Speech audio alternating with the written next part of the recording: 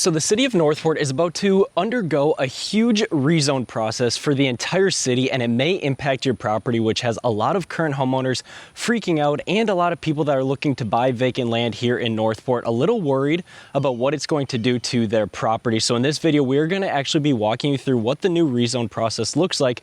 Here, we're right behind one of my newest listings right here in Northport, but also we are going to be talking about some of the vacant land that is going to be changed from residential to commercial, because I know a lot of you are buying vacant land here in Northport, but it could go from single family to commercial. And I know a lot of people are getting denied building permits who own a residential lot currently because it's going to be rezoned for commercial. So there's a lot of things you guys have to know about because it does impact a lot of you that are looking to move to the Northport area. So with all that being said, let's jump in and let's start talking all about this brand new rezone happening in 2024 for Northport. Now that we've hopped into my computer, let's go onto the Northport website and let's start diving more into a lot of these maps and kind of what information that Northport has already given us to help you guys decipher a little bit more about what's going on. Yes, Northport has put out YouTube videos and so forth. Maybe you have seen, maybe you haven't seen, but I just want to condense it down in this video a little bit. And we also went to the city last week and we actually got a picture of a different updated map. So we'll show you that later here in this video.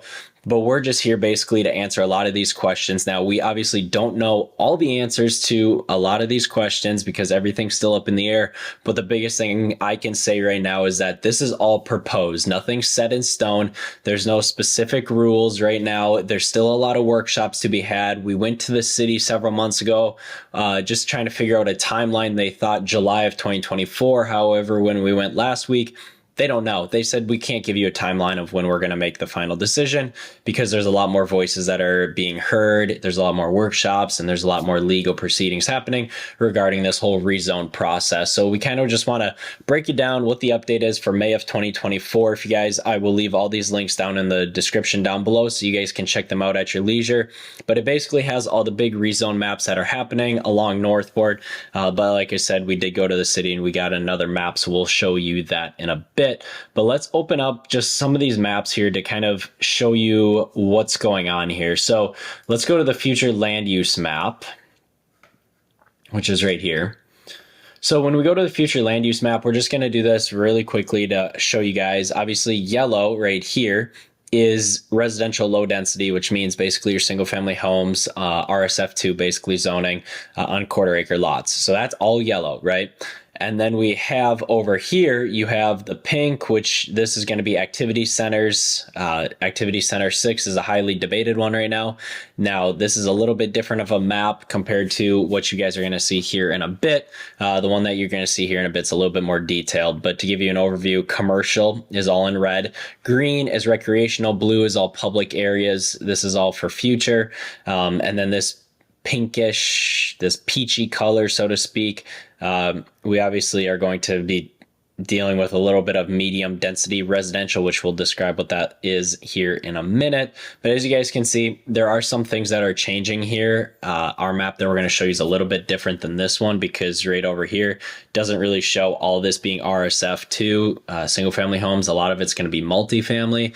But once again, this is what's being changed. This is what's being talked about right now. So a lot of this is changing, but this is kind of where things are sitting right now. But I guess that would bring in the time to actually go over the findings that we found here at the city that differs a little bit from this. So this was the map that we got recently from the city. So whether this is the most updated one or not, this is just what we got last week at the beginning of May. So you guys have an idea of kind of where everything stands right now. So let's go over this color sheet right now. So I want you guys to focus on, let's take a look at orange real quick, because this could be a deciding factor for a lot of people that are building single family homes or maybe own some land, right? So residential medium right here, which is all in orange. So as you guys can see, the bigger roadways like San Mateo, Atwater Street, you have some of these other ones over here too. This one, Chamberlain. But yeah, overall, you have a lot going on on these bigger roads. Typically they have city water, which makes sense because when you're doing residential medium, which residential medium, guys, for all you that don't know what that is, because it is a new zoning code, we will refer to the Northport fact sheet that they said, basically saying that these are the two, new residential zoning districts. Both R1 and R2 are both new. It allows for single family residents, but it also will allow for duplexes.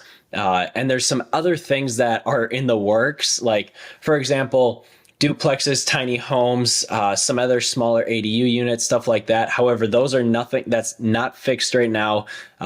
There's still a lot being discussed at the moment, so I can't say, but for sure, R2 is going to allow single family zone or houses and duplexes. So you may own a lot that's in a future zone of an R2, which means you could build a single family house, but then your next door neighbor could build a duplex. Now, not everyone wants a duplex right next to them or a single family house next to them if they're in a duplex, vice versa, whatever that is.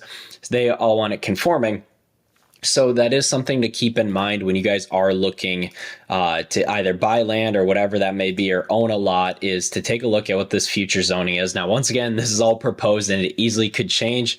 So we're not going to really have definite answers for you right up front, but it is something very valid to understand throughout this whole process. Same thing with over here, this Yorkshire area that, if we look back over at this other map, obviously this shows single family right here.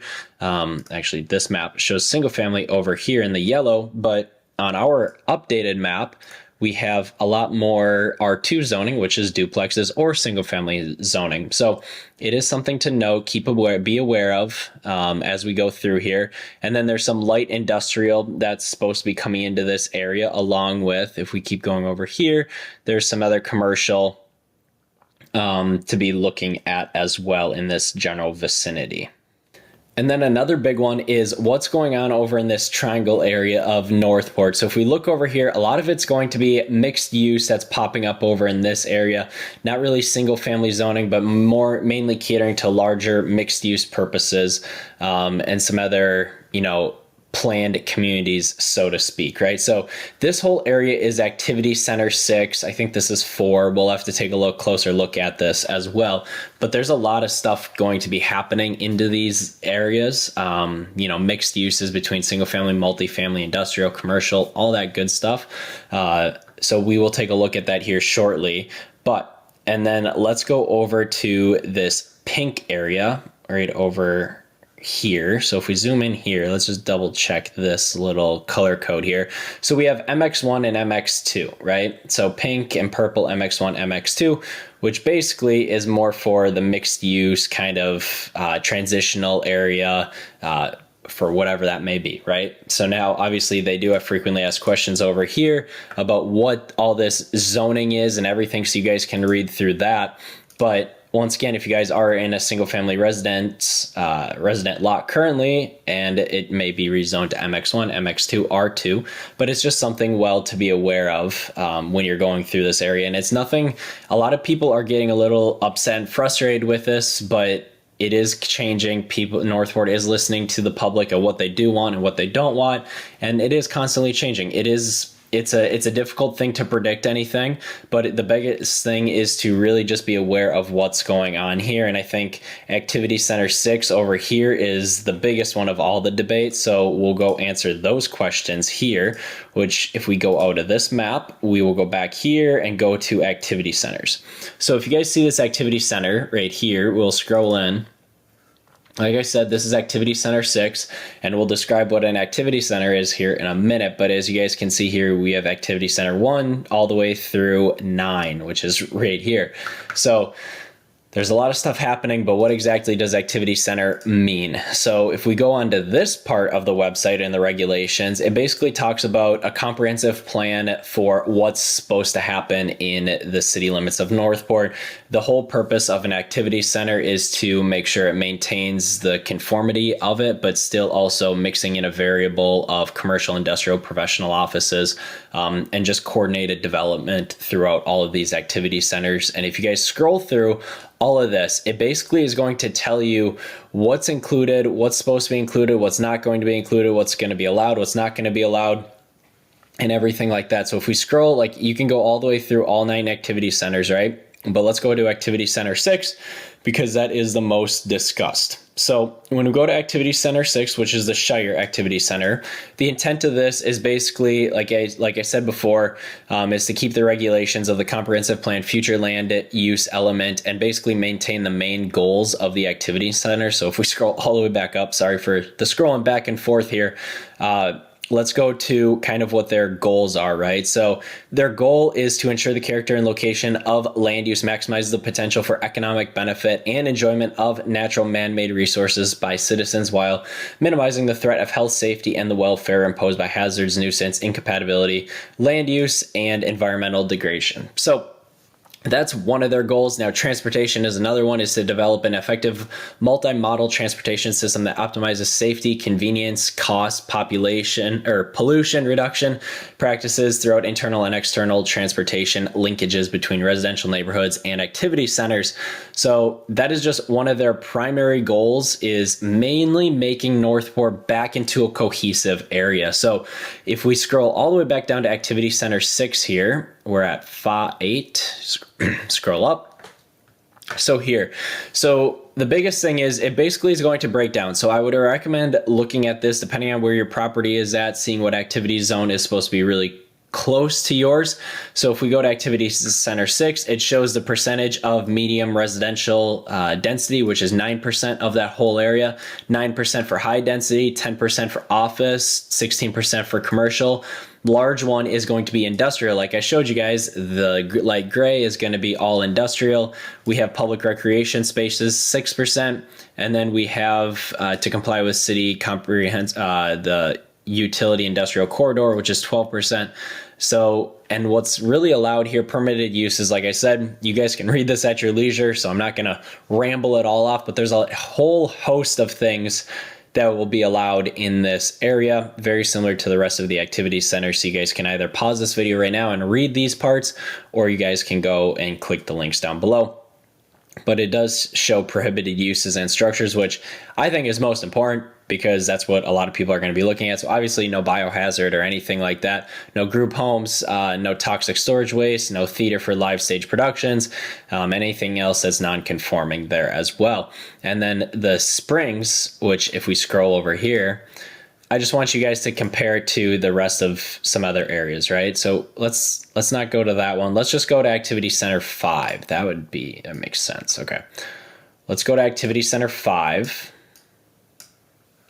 So if we scroll up here, now if we take a quick peek at this, right? Let's go back to 6. So you see how it's going to 9, 9, 10, 16, 38, 6, and 12. Let's go up here to where you have medium density, which is going to be 9%. Once again, you have high density, which is going to be 9%. You have professional offices, 13 versus the 10% for professional offices. You have commercial, which is 39% versus commercial, which is 16% Activity Center 6. There is 26% industrial. This has 38% industrial. And this has actually recreational open space, public for the public. This does not, this has 6%, right? So not much of a difference between the open space for public, but it doesn't have a utility corridor as, you know,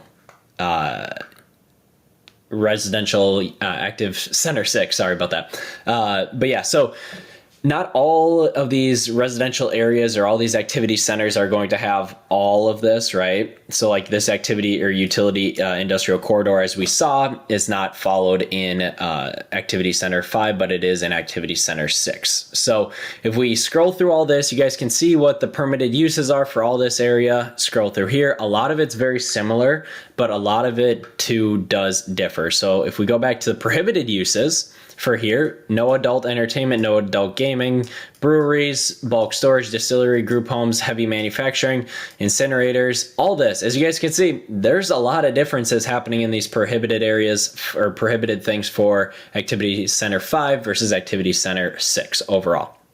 So you guys can scroll through this, see how it impacts you, see how it's changing for you, where your land is located or your house is located, and just see how it's going to impact kind of your ideas, right? And kind of the next thought process of what you guys are looking to do, because at the end of the day, This is, once again, all proposed. This all could change, so I will update you guys as time goes on. But the biggest thing is I'm just here to help you guys be a little bit more knowledgeable on what's exactly going on. There's not a whole lot going on from the city, you know, from telling the public besides what is on the website. So they always refer you to these frequently asked questions. Make sure you read this and why they're doing it, why they're doing the rezone process, everything like that. Go through all of these maps that they really want you to. And then, of course, read the regulations of what's prohibited, what's not going to be prohibited, and all that. And if you guys have more questions about the activity centers, the rezone process, what that looks like, how that's going to impact you, put them in the comments section down below as well. I'd be more than happy to make more videos as things progress, but I won't be making another video on this probably for the next month or two because I'm not going back to the city for that reason for another 30 or 45 days because that's realistically the expected time frame to get another update. So I will update you once we get all of this brand new news and probably a completely rezoned map. So that pretty much sums up this video about the rezone process happening in the Northport area. If you guys have more questions about what's going to happen for all these residential properties here, definitely continue following our channel for more updates. And if you guys are looking to move to Northport and you guys want to be well aware of all this rezone that's happening and you don't want to buy vacant land that could currently be changed to commercial, definitely reach out to us because that's what we specialize in, is helping people buy vacant land and residential properties. But we also own a custom home building company as well. So we do build custom homes. So if you guys want access to our exclusive VIP email list for all new construction in the area, click the link down in the description down below. And if you guys are looking to buy in Northport and you guys want to know all about the local area, we do have a dedicated buyer's relocation guide for that as well. It's 100% free for you guys to download. It is called our Northport relocation guide. Very simple. We do also have it for other surrounding suburbs, but mainly this video is talking strictly about Northport. But if you guys have just other general questions about the Northport area, leave them in the comment section down below. But with all that being said, I appreciate you guys checking out this video and we will catch you guys all next week.